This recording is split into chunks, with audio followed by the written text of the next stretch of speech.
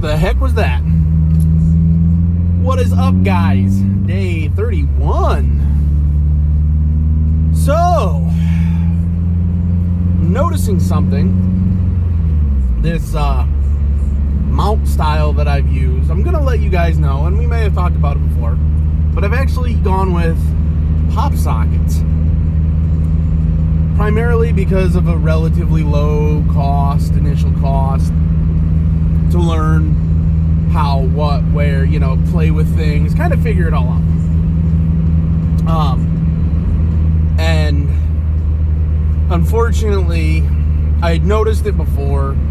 It appears to just be getting worse. There's not the stability I would like. And you know what? Like I said, cost. There's not going to be the stability that I would like, I think, because it was relatively inexpensive. I paid, $21 to mount that up. So it's not professional grade equipment by any means.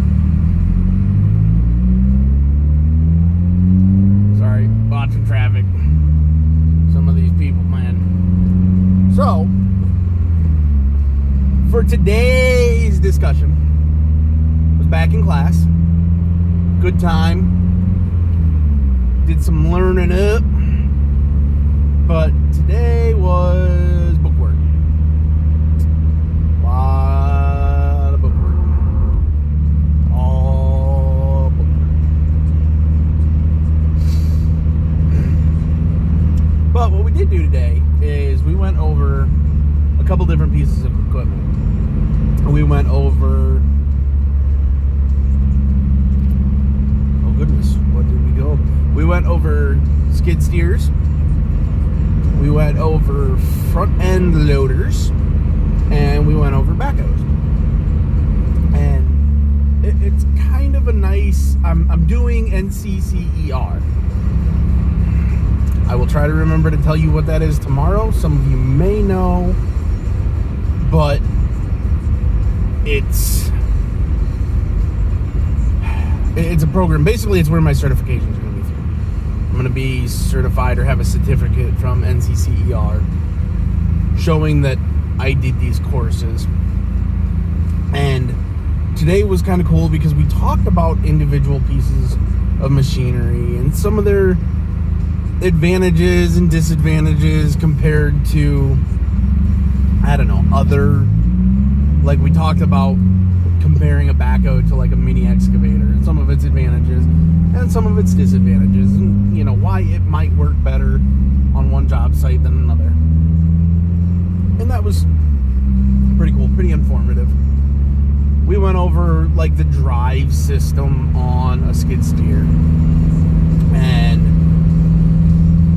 we talked about the fact that a drive system on a wheeled skid steer is a little bit different than the drive system on, say, a tracked skid steer.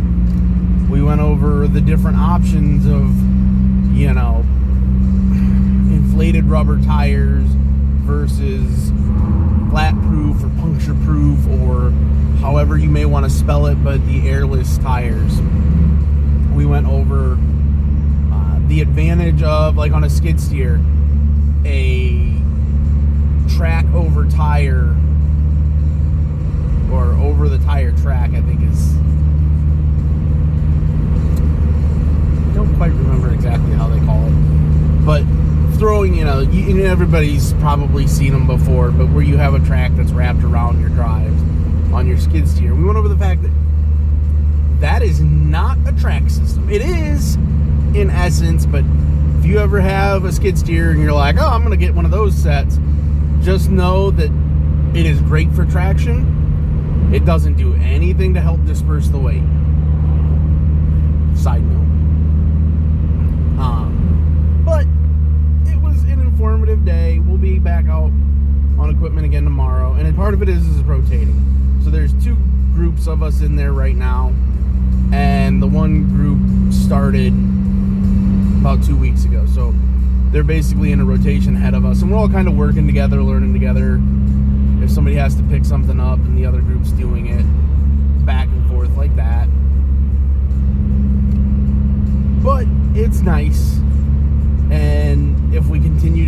and rotate out every day.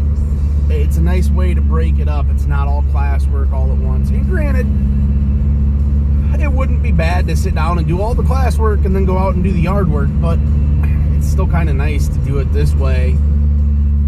I'm fairly confident the classwork will be done long before we're out of the heavy equipment phase. So I'll still end on like being out in the yard every day. But it still breaks it up and you're not sitting in class all day, every day, even if it is only for the first week or 2 weeks. It gets old, especially when you go from not having been in school for, I don't know, it's 2020, so 13 years. It's hard to jump right back in, and it's an adjustment. So on that note, thank you for joining the Mr. Eru channel in Studio Subaru, and I hope to see you guys back tomorrow. Have a good night.